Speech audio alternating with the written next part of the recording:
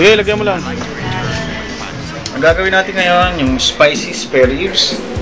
Ganito lang kailangan natin. Ganito yung cut niya. So, ang gagawin natin ngayon, lalaga muna natin, palalambutin muna natin. After 30 minutes, ito na yung spare ribs natin. Palamigin muna natin din, saka natin i-deep fry. Ito yung susunod na gagawin natin. Iprito muna natin yung spare ribs. Lutuin lang natin yung outer niya. Halo lang natin. Palutuin lang natin. Ayan, ito ang habol natin dito. Palutuin lang natin yung yung outer niya. Kakahawag ko lang ng spare ribs. Ito na siya kaya, malutong na. Ito yung susunod natin gagawin. Ito naman kailangan natin. Ito yung onion ribs, yung malaki.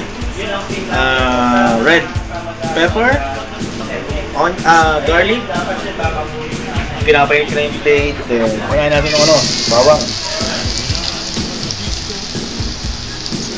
Ayan, lalagyan lang natin ng red pepper. Saan natin ihalo itong yung green. Yung green yan, yung onion leaves. Napakadali lang gawin ito. Saan natin lagay itong spare ribs.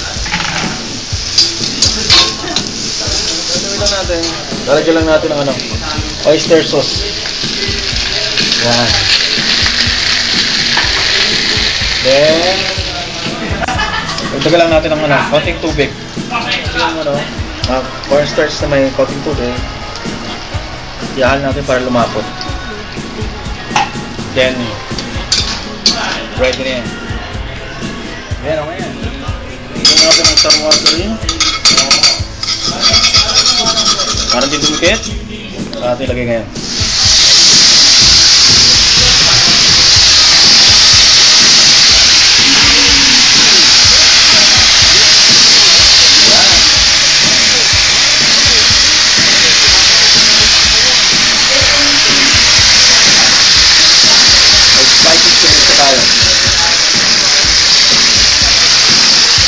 Ito.